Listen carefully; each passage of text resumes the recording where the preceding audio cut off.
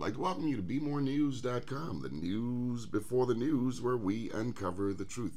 Here with the Director of Public Affairs for WBAL TV 11, Wanda Draper. How are you? Excellent. So much is happening in the world. What's been happening in your world? New shows, Nate Berkus, Steve Harvey, Dr. Oz. How'd all of this come about? Well, there's a lot going on. You know, we're a 24-hour business, so it's TV all day, every day, and our goal is, at mine as program director, is we're the best television on television. No question. So as that, I'm always looking for the best shows. I'm always looking for the shows that our audience wants to watch. I'm looking for shows that inform, that entertain, that educate. And so for that reason, we have Nate Berkus on in the morning doing lifestyles. We have Dr. Oz on in the afternoon. And coming in the fall, we'll have the new Steve Harvey show. Is this what television is about? I mean, tell me, what is television? What should it be about? I think television should be about informing, educating, and entertaining. That's my three goals for television, because that's why I think people watch television. And so we look for that kind of content. To that end, we just preempted the NBC network in prime time to air a show that we produce locally called Rebounding from Loss, that was hosted by Deborah Weiner. And it is almost a year-long look at Benjamin Franklin at Masonville, which is a high school in Curtis Bay. This school was put on literally the endangered list. Very poor performing, very low income. Students were said not to have anything going for them.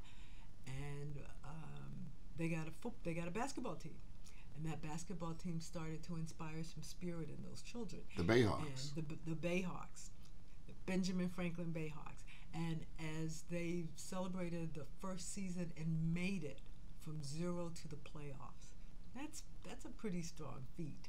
Now, I sense where you're about to go. Is this where we preface this with today's date?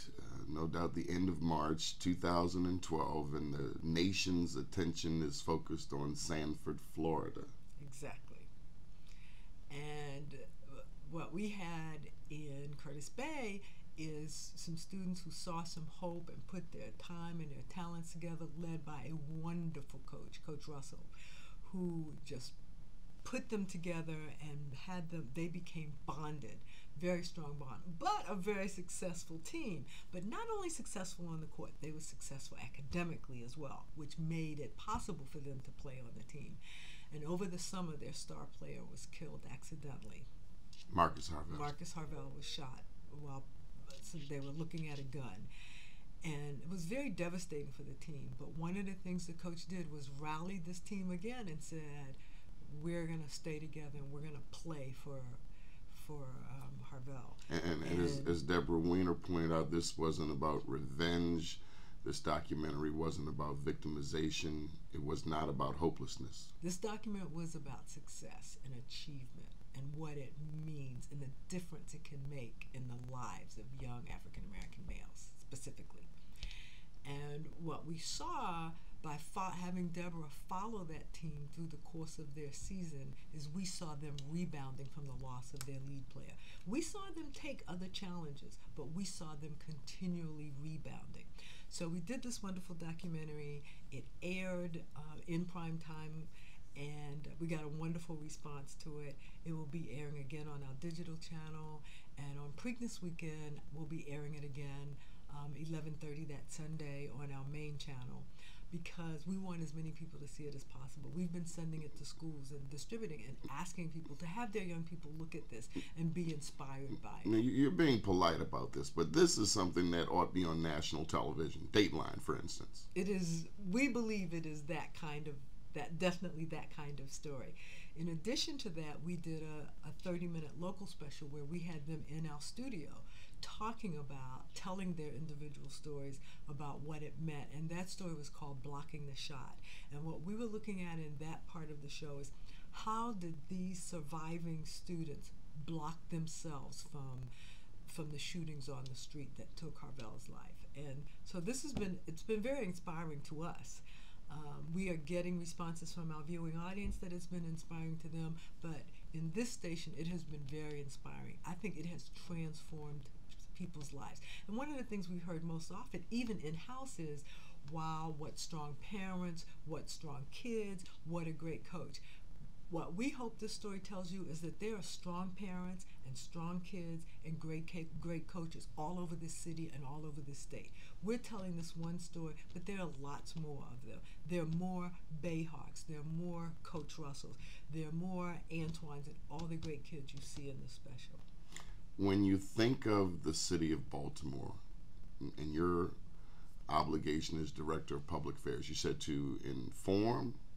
What were the objectives again? Inform, educate, and entertain. That gives you a unique responsibility, especially in a city like Baltimore, where we've transitioned from mayor to mayor to mayor. How is this mayor doing, Stephanie Rawlings Blake? I think this mayor is doing an excellent job. I admire her intelligence. I admire the fact that she is very thoughtful and thought-provoking, and I admire the fact that she makes a decision.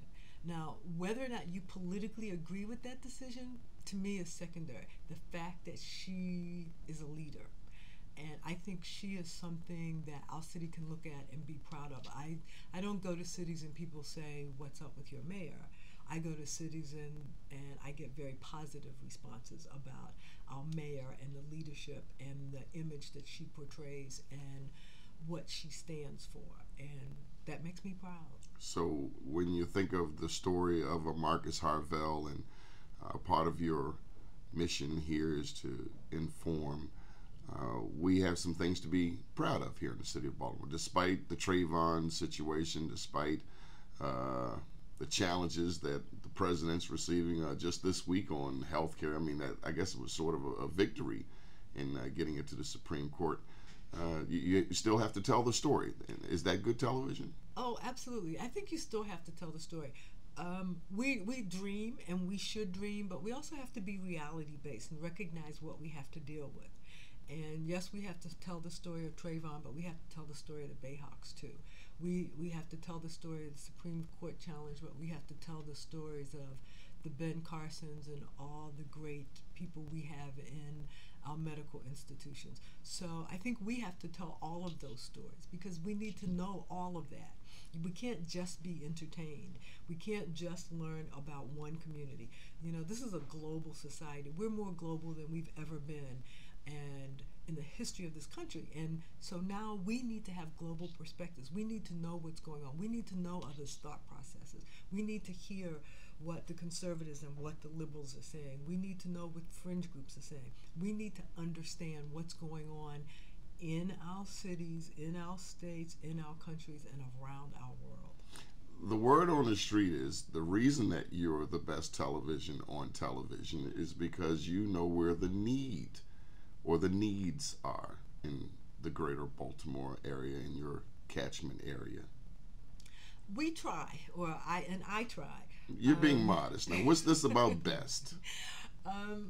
One of the things we have here is the WBAL Kids Campaign, which is really a radio initiative, and somehow I got involved. No comment on that. But we try to put money into the community to specifically help children. And one of the things that we've been able to do, and for me, this is probably have been one of the proudest moments of my entire journalism career, and it had nothing to do with journalism. But Theo Rogers, who's been a proponent and who's literally beat Best over my head for 20 years minimum because he's so committed and passionate about it. And this is the Educational Scholarship Trust? Yes, and basically what they do is look at children who have competencies to attend private school but don't have the finances, and they make that happen for them. And when we had some money in the kids campaign, I called Theo Rogers and I said, how's Best doing? And as a result, he gave me a list of some students who could use some help. These students were prepared to go to private school. They had been tested. They had been accepted. And the only reason they weren't there was because of money. So we provided somewhere around $150,000 for these students to go to the private schools that they had been accepted in.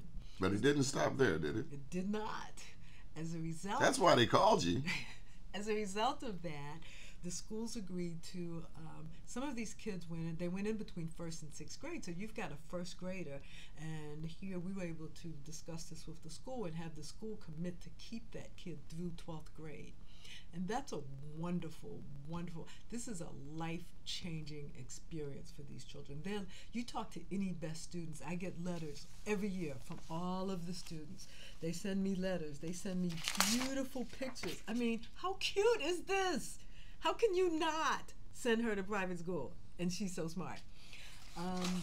And what happens is these kids' lives are changed forever. Forever. And they get an education that they could not get anywhere else. We need to just acknowledge that fact. But in addition to that, T. Rowe Price has agreed to provide scholarships for these kids when they graduate. So now we've taken kids in first grade, gotten them all the way through 12th grade in a private school education, and then 4 years of college. You can't do better than that. Nothing is better than that. There is a God. That's all I can say, because this is just one of the most fulfilling things that I've been able to do. Any final thoughts? My final thoughts are, you just do what you can. You give it your best shot. And my father used to always say to me, if you just do your best. And so that's what I'm trying to do. I'm trying to do my best, and I'm hoping it helps. The one and only Director of Public Affairs, WBAL TV 11, Wanda Draper. Keep watching BeMoreNews.com, the news before the news, where we uncover the truth.